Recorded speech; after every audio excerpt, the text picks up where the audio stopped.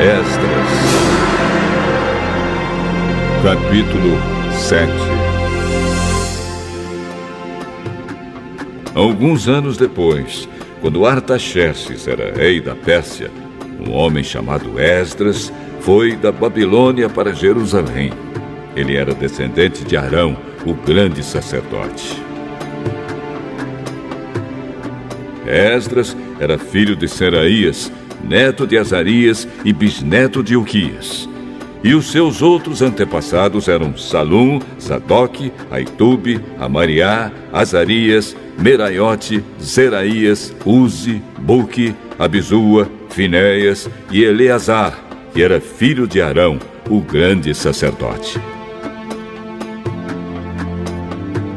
Esdras era mestre da lei e conhecia muito bem a lei de Moisés, dada pelo Senhor, o Deus de Israel. Ele foi falar com o rei Artaxerxes, e este lhe deu tudo o que pediu, porque o Senhor abençoava Esdras. Assim Esdras foi da Babilônia para Jerusalém com um grupo de israelitas, entre os quais havia sacerdotes, levitas e músicos, guardas e servidores do templo. Isso foi no 7º ano do reinado de Artaxerxes. Eles saíram da Babilônia no dia 1º do 1º mês e, com a ajuda de Deus, chegaram a Jerusalém no dia 1º do 5º mês. Esdras havia dedicado a sua vida a estudar e a praticar a lei do Senhor e a ensinar todos os seus mandamentos ao povo de Israel. Esta é a cópia da carta que o rei Artaxerxes entregou ao sacerdote Esdras, o mestre da lei, que conhecia bem todas as leis e mandamentos que o Senhor tinha dado a Israel.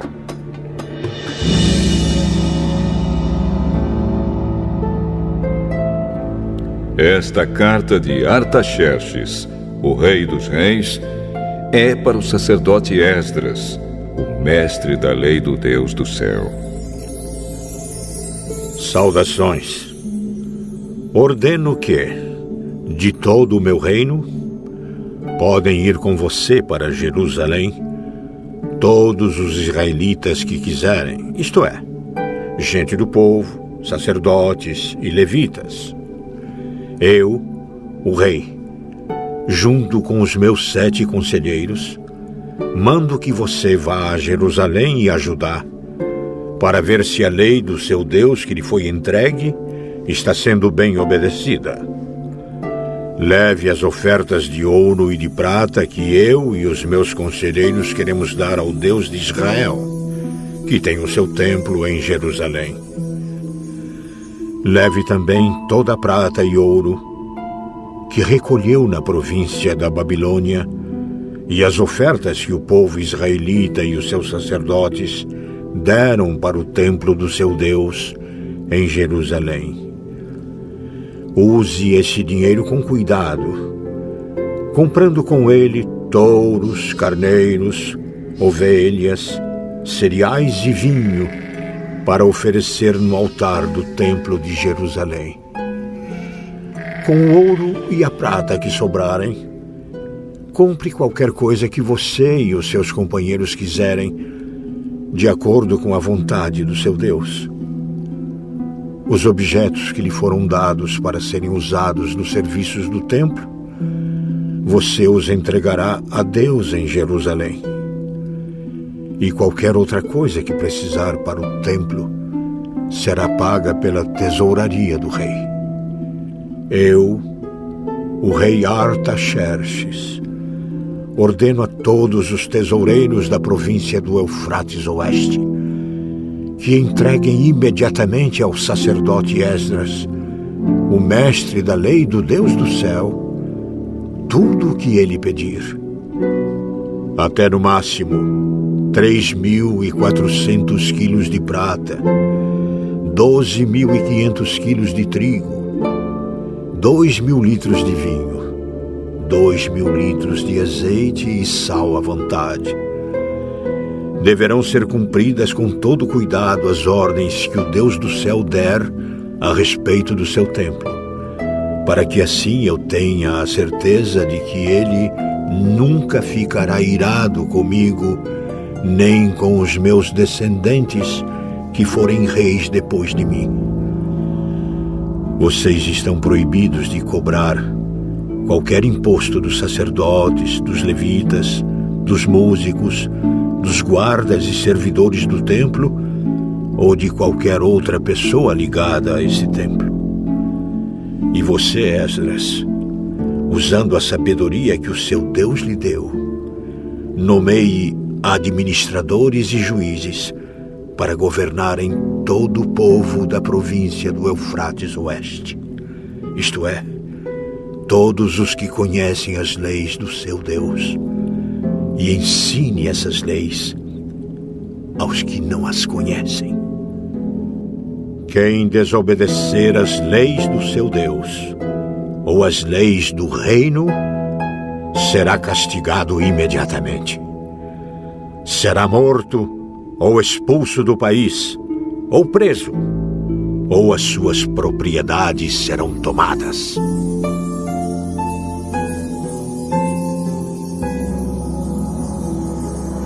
Esdras disse: Louvado seja o Senhor, o Deus dos nossos antepassados, que pôs no coração do rei o desejo de honrar dessa maneira o templo do Senhor em Jerusalém.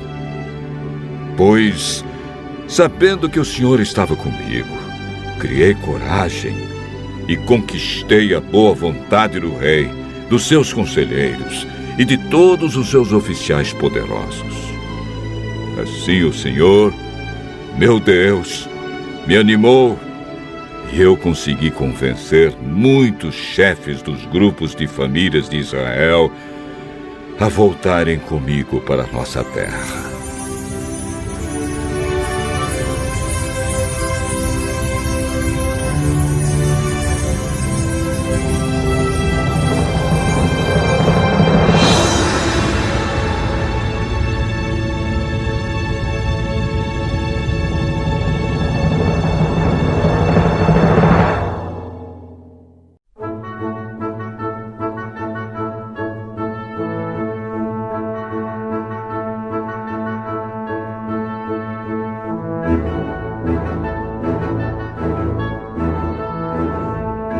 Esdras, capítulo 8.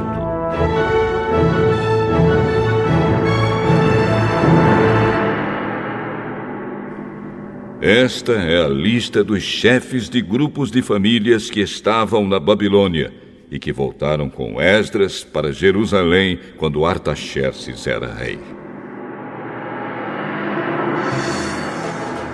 Gerson, da família de Finéias. Daniel, da família de Itamar. Atos, filho de Secanias, da família de Davi. Zacarias, da família de Parós, com 150 homens do seu grupo de famílias. Havia registro das suas famílias. Elioenai, filho de Zeraías, da família de Paate-Moabe, com 200 homens. Secanias, filho de Jaziel, da família de Zatu, com 300 homens. Ebede, filho de Jonatas, da família de Adim, com 50 homens. Jesaías, filho de Atalias, da família de Elão, com 70 homens. Zebadias, filho de Micael, da família de Cefatias, com 80 homens. Obadias, filho de Jeiel, da família de Joabe, com 218 homens. Selomite, filho de Josifias, da família de Bani, com 160 homens. Zacarias, filho de Bebai, da família de Bebai, com 28 homens. Joanã, filho de Acatã, da família de Asgade, com 110 homens. Elifelete, Jeiel e Semaías, da família de Adonicã, com 60 homens. Eles foram os últimos a chegar. Utai e Zabude, da família de Bigvai, com 70 homens.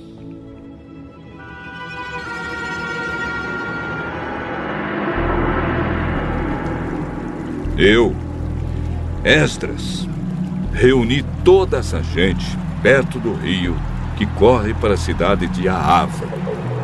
E ficamos acampados ali 3 dias. Quando examinei o povo com mais cuidado, vi que no meio deles havia sacerdotes, porém não havia nenhum levita. Aí mandei chamar 9 líderes: Eliezer, Ariel, Semaías, Eunatã, Jaribe, Eunatã, Natã, Zacarias e Mesulã. E chamei também 2 professores, Joiaribe e Eunatã. Eu mandei que eles fossem procurar Ido, o chefe do lugar chamado Casifia, e dissessem a ele e aos seus colegas servidores do templo que nos mandassem gente para servir a Deus no templo. E, porque Deus estava nos abençoando, eles nos mandaram um homem muito capaz, chamado Serebias, levita da família de Mali. 18 dos seus filhos e irmãos vieram com ele. Eles também mandaram Asabias e Jesaías, da família de Merari, com 20 dos seus filhos e irmãos. Vieram também 220 servidores do templo, os quais eram descendentes daqueles que o rei Davi e os seus oficiais haviam escolhido para ajudar os levitas. E fizeram uma lista com os nomes de todos eles. Então, ali, perto do rio Ahava, dei ordem para que houvesse um dia de jejum. Todos nós deveríamos nos ajoelhar diante do nosso Deus e lhe pedir que nos dirigisse na nossa viagem e nos protegesse, os nossos filhos e tudo que era nosso. Eu tinha dito ao rei que o nosso Deus protege todos os que confiam nele, porém que a sua força e a sua ira vão contra aqueles que o abandonam. Por isso, fiquei com vergonha de pedir ao rei uma tropa de soldados da cavalaria para nos defender dos nossos inimigos durante a viagem. Assim, nós jejuamos e oramos, pedindo a Deus que nos protegesse. E ele atendeu às nossas orações. Dos chefes dos sacerdotes, eu escolhi Serebias, Asabias e outros 10. Então pesei a prata, o ouro e os objetos que o rei, os seus conselheiros e funcionários e o povo de Israel haviam dado para serem usados no templo. E entreguei tudo a esses sacerdotes. O que eu entreguei foi o seguinte: 22.000 quilos de prata, 100 objetos de prata, pesando 70 quilos, 3.500 quilos de ouro, 20 taças de ouro, pesando 8,5 quilos, 2 objetos de fino bronze, preciosos como ouro. Então eu disse a eles: vocês estão separados para servir o Senhor, o Deus dos seus antepassados. E também estão separados para o Senhor todos estes objetos de prata e de ouro trazidos a ele como ofertas feitas por vontade própria. Tomem bem conta deles até que vocês cheguem ao templo. Ali, nas salas do templo do Senhor, vocês pesarão e entregarão tudo aos chefes dos sacerdotes e dos levitas e aos líderes do povo de Israel em Jerusalém.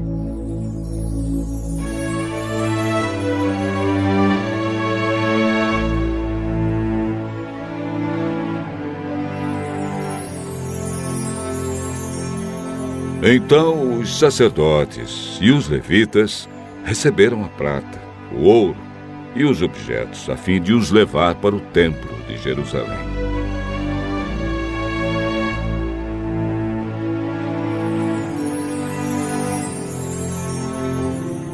No dia 12 do primeiro mês, nós saímos do rio Ahava, a fim de ir para Jerusalém.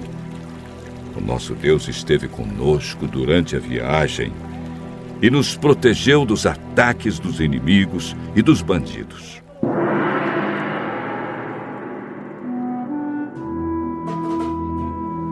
Quando chegamos a Jerusalém, descansamos 3 dias.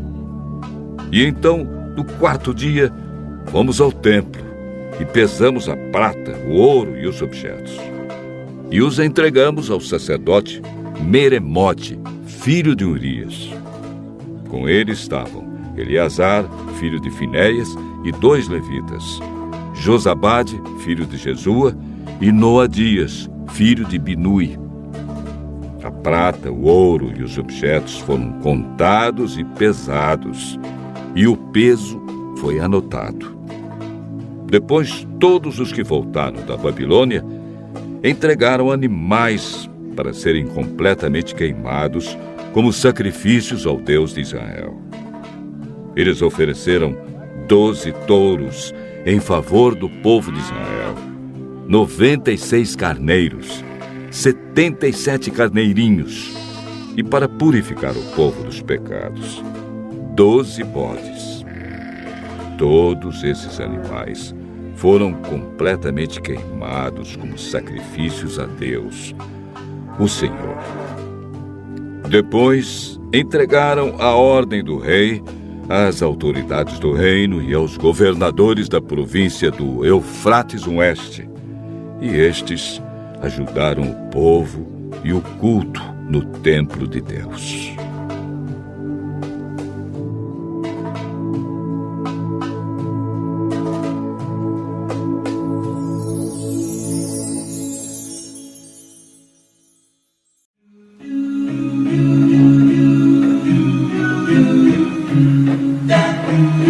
Eclesiástico 30.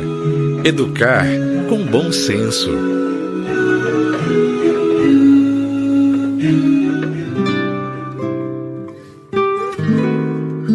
Quem ama o próprio filho usa bastante o chicote, para no fim se alegrar.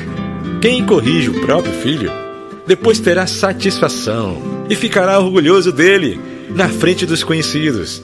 Quem educa o próprio filho faz inveja ao inimigo e fica alegre diante dos amigos.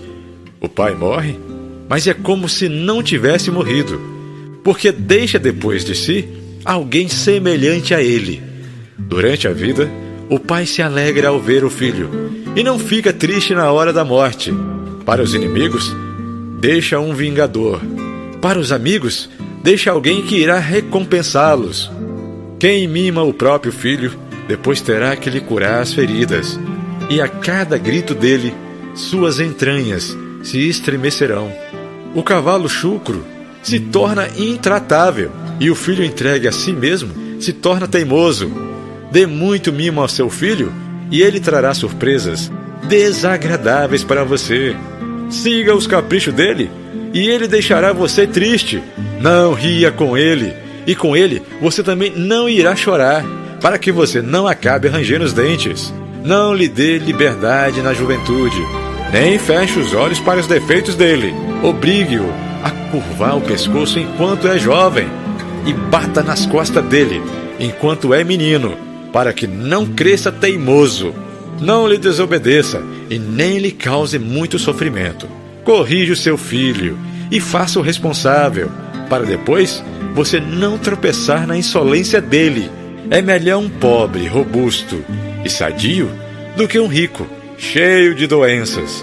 Saúde e vigor valem mais do que todo o ouro, e é melhor um corpo robusto que uma enorme fortuna. Não há riqueza maior que a saúde do corpo, nem maior satisfação que um coração contente. É melhor a morte do que viver com amargura, e o descanso eterno vale mais do que doença crônica. Boa comida diante de boca fechada é como oferta de alimentos em cima de um túmulo. De que serve oferecer frutos aos ídolos? Ele não come, nem sente cheiro. Assim é aquele que está sendo perseguido pelo Senhor. fica observando e suspirando, como um eunuco abraçado a uma jovem. Não se deixe dominar pela tristeza, nem se aflija com preocupações. A alegria do coração é vida para o homem, e a satisfação lhe prolonga a vida. Anime-se, console o coração e afaste a melancolia para longe, pois a melancolia já arruinou muita gente e não serve para nada. Inveja e ira encurtam os anos, e a preocupação faz envelhecer antes do tempo. Coração alegre favorece o bom apetite e faz sentir o gosto da comida.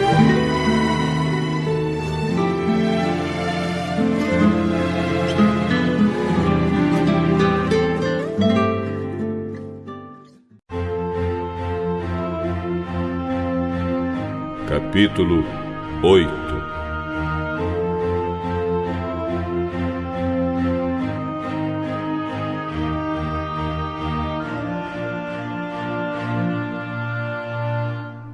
Pouco tempo depois, ajuntou-se outra vez uma grande multidão. Como eles não tinham nada para comer, Jesus chamou os discípulos e disse: Estou com pena dessa gente, porque já faz 3 dias que eles estão comigo e não têm nada para comer. Se eu os mandar para casa com fome, eles vão cair de fraqueza pelo caminho, pois alguns vieram de longe. Como vamos encontrar nesse lugar deserto comida que dê para toda essa gente, Jesus? Quantos pães vocês têm? Só 7. Aí Jesus mandou o povo sentar-se no chão. Depois pegou 7 pães e deu graças a Deus. Então partiu os pães e entregou aos discípulos para que eles distribuíssem ao povo. Eles tinham também alguns peixinhos. Jesus deu graças a Deus por eles e mandou que os discípulos também distribuíssem. Todos comeram e ficaram satisfeitos. E os discípulos ainda encheram 7 cestos com os pedaços que sobraram. As pessoas que comeram eram mais ou menos 4.000. Jesus mandou o povo embora e logo depois subiu no barco com seus discípulos e foi para a região de Dalmanuta. Alguns fariseus chegaram e começaram a falar com Jesus. Eles queriam conseguir alguma prova contra ele e por isso pediram que fizesse um milagre para mostrar que o seu poder vinha mesmo de Deus. Jesus deu um grande suspiro e disse: Por que as pessoas de hoje pedem um milagre? Eu afirmo a vocês que isto é verdade. Nenhum milagre será feito para estas pessoas. Então Jesus foi embora. Ele subiu no barco e voltou para o lado leste do lago. Os discípulos haviam esquecido de levar pão e tinham somente um pão no barco. Jesus chamou a atenção deles. Fiquem alertas e tomem cuidado com o fermento dos fariseus e com o fermento de Herodes. Aí os discípulos começaram a dizer uns aos outros: Ele está dizendo isso porque não temos pão. Jesus ouviu o que eles estavam dizendo e perguntou: Por que vocês estão discutindo por não terem pão? Vocês não sabem, não entendem o que eu disse. Por que são tão duros para entender as coisas? Vocês têm olhos e não enxergam. Têm ouvidos e não escutam. Não lembram dos 5 pães que eu parti para 5.000 pessoas? quantos cestos cheios de pedaços vocês recolheram? 12, Jesus.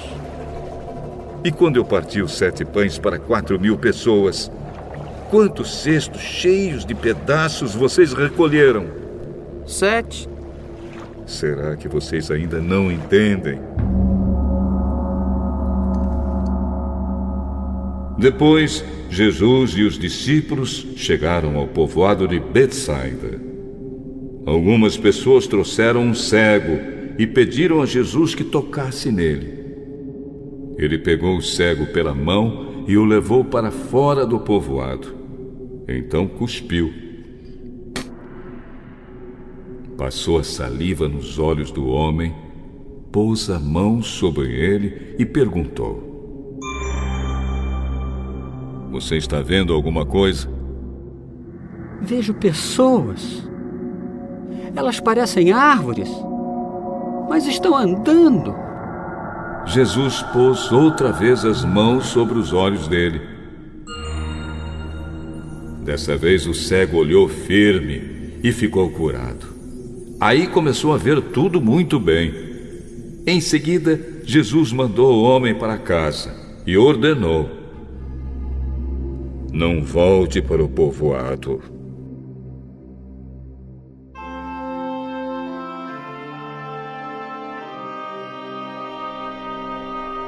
Depois, Jesus e os seus discípulos foram para os povoados que ficam perto de Cesareia de Filipe. No caminho, ele perguntou aos discípulos: Quem o povo diz que eu sou? Alguns dizem que o senhor é João Batista. Outros que é Elias. E outros que é um dos profetas. E vocês? Quem vocês dizem que eu sou? Pedro respondeu: O Senhor é o Messias. Então Jesus proibiu os discípulos de contarem isso a qualquer pessoa. Jesus começou a ensinar os discípulos, dizendo: O Filho do Homem terá de sofrer muito. Ele será rejeitado pelos líderes judeus, pelos chefes dos sacerdotes e pelos mestres da lei. Será morto. E 3 dias depois, ressuscitará. Jesus dizia isso com toda clareza. Então Pedro o levou para um lado e começou a repreendê-lo. Jesus virou-se, olhou para os discípulos e repreendeu Pedro, dizendo: Saia da minha frente, Satanás! Você está pensando como um ser humano pensa e não como Deus pensa. Aí Jesus chamou a multidão e os discípulos e disse: Se alguém quer ser meu seguidor, que esqueça os seus próprios interesses. Esteja pronto para morrer como eu vou morrer e me acompanhe. Pois quem põe os seus próprios interesses em primeiro lugar nunca terá a vida verdadeira. Mas quem esquece a si mesmo por minha causa e por causa do Evangelho, terá a vida verdadeira. O que adianta alguém ganhar o mundo inteiro, mas perder a vida verdadeira? Pois não há nada que poderá pagar para ter de volta essa vida. Portanto, se nesta época de incredulidade e maldade alguém tiver vergonha de mim e dos meus ensinamentos, então o Filho do Homem, quando vier na glória do seu Pai com os santos anjos, também terá vergonha dessa pessoa.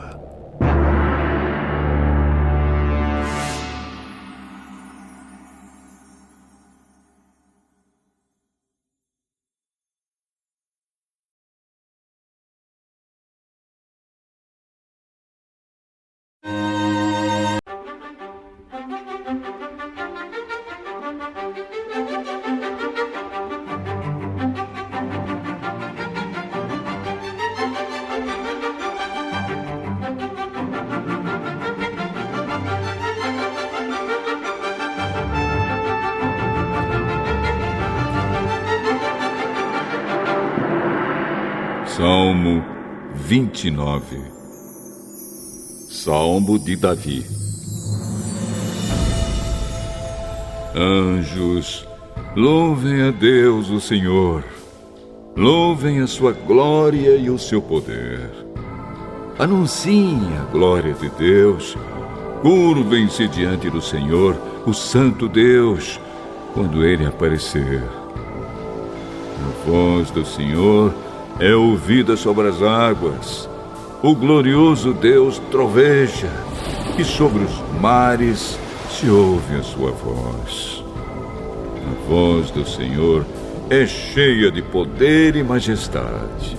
A sua voz quebra as árvores de cedro, quebra até os cedros dos montes Líbanos. Os montes Líbanos Ele faz saltar como bezerros. O monte Hermon Ele faz pular como um boi novo. A voz do Senhor faz brilhar o relâmpago. A sua voz faz tremer o deserto. O Senhor faz tremer o deserto de Cádiz. A voz do Senhor sacode os carvalhos e arranca as folhas das árvores. Enquanto isso, no seu templo, todos gritam: glória a Deus! O Senhor Deus reina sobre as águas profundas. Como rei, Ele governa para sempre. O Senhor dá força ao seu povo e o abençoa, dando-lhe tudo que é bom.